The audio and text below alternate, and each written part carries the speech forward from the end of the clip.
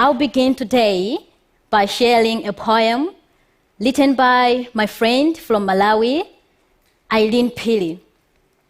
Eileen is only 13 years old. But when we were going through the collection of poetry that we wrote, I found her poem so interesting, so motivating. So I'll read it to you. She entitled her poem, I'll Marry When I Want. I'll marry when I want. My mother can't force me to marry. My father cannot force me to marry. My uncle, my aunt, my brother or sister cannot force me to marry. No one in the world can force me to marry. I'll marry when I want. Even if you beat me, even if you chase me away, even if you do anything bad to me, I'll marry when I want. I'll marry when I want, but not before I am well educated, and not before I am all grown up. I'll marry when I want. This poem might seem old, written by a 13-year-old girl. But where I and Eileen come from, this poem, which I have just read to you, is a warrior's cry. I am from Malawi. Malawi is one of the poorest countries, very poor, where gender equality is questionable. Growing up in that country, I couldn't make my own choices in life. I couldn't even explore personal opportunities in life.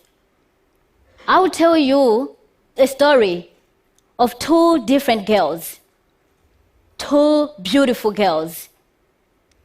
These girls grew up under the same roof. They were eating the same food. Sometimes they would share clothes and even shoes.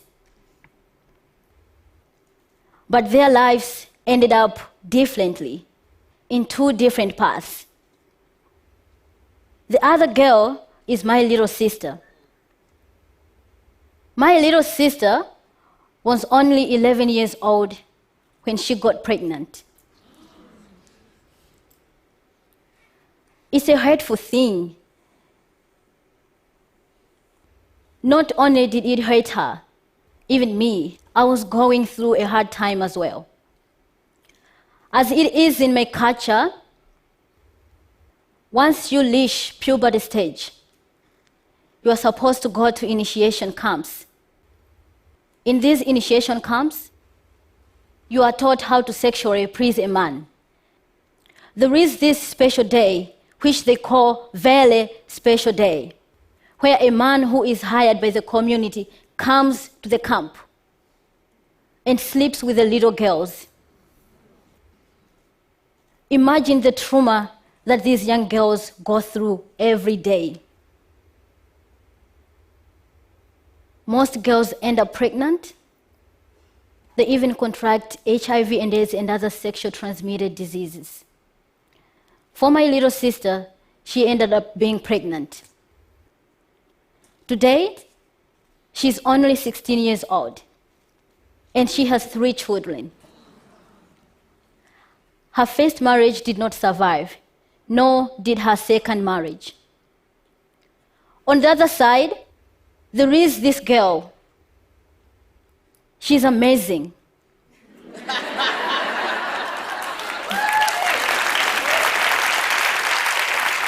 I call her amazing because she is. She's very fabulous. That girl is me. When I was 13 years old, I was told, you are grown up. You have now reached of age. You're supposed to go to the initiation camp. I was like, what? I'm not going to go to the initiation camps. You know what the women said to me? You are a stupid girl, stubborn. You do not respect the traditions of our society, of our community. I said no because I knew where I was going. I knew what I wanted in life. I had a lot of dreams as a young girl. I wanted to get well educated, to find a decent job in future. I was imagining myself a lawyer seated on on that big chair. Those were the imaginations that were going through in my mind every day. And I knew that one day I would contribute something, a little something to my community. But every day after refusing, women would tell me, look at you, you're all grown up, your little sister has a baby, what about you? Those were the music that I was hearing every day. And those are the music that girls hear every day when they don't do something that the community needs them to do.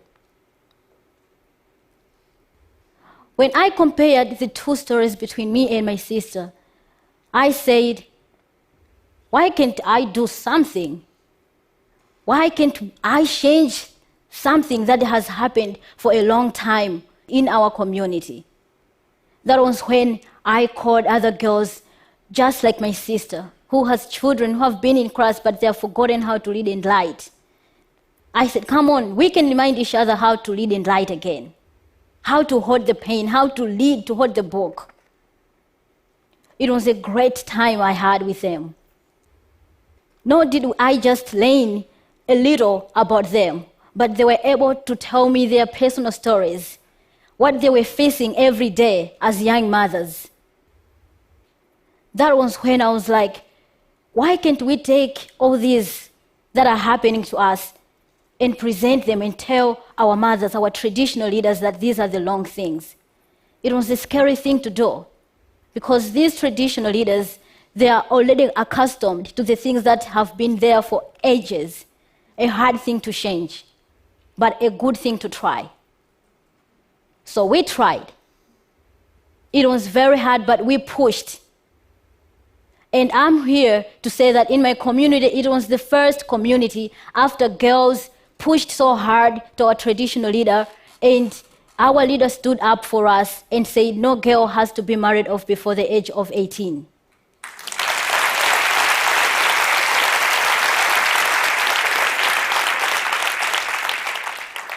In my community, that was the first time a community they had to call the bylaws, the first bylaw that protected girls in our community.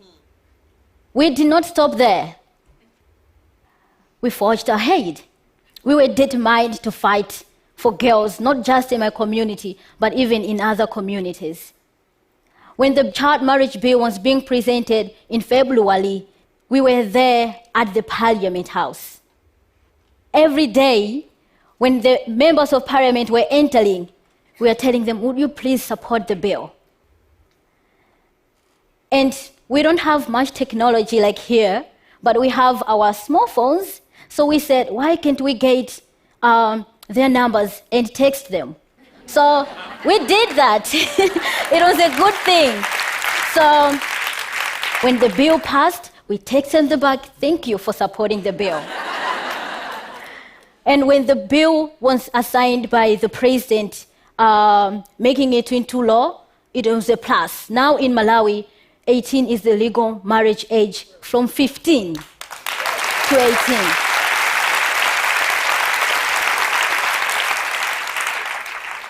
It's a good thing to know that the bill passed.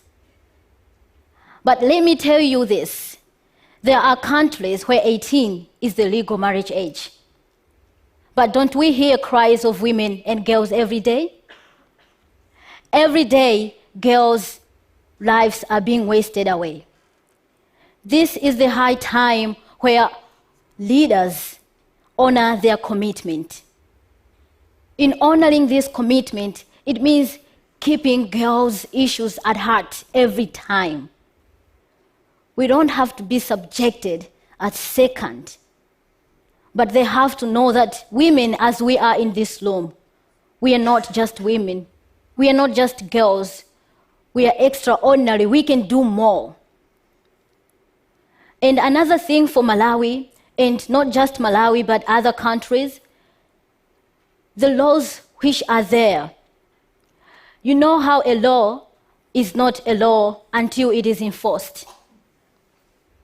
The law which has just recently passed, and the laws that in other countries have been there, they need to be publicized at local level, at community level, where girls' issues are very striking. Girls face issues, difficult issues, at community level every day. So if these young girls know that there are laws that protect them, they'll be able to stand up and defend themselves because they will know that there is a law that protects them. And another thing I would say is that girls' voices and women's voices are beautiful. They are there, but we cannot do this alone. Male advocates, they have to jump in, to step in and work together. It's a collective work. What we need is what girls elsewhere need, good education, and above all, not to marry whilst 11. And furthermore, I know that together we can transform the legal or the cultural and political framework that deny girls of their rights. I am standing here today and declare that we can end child marriage in a generation. This is the moment where a girl and millions of girls worldwide will be able to say, I will marry when I want.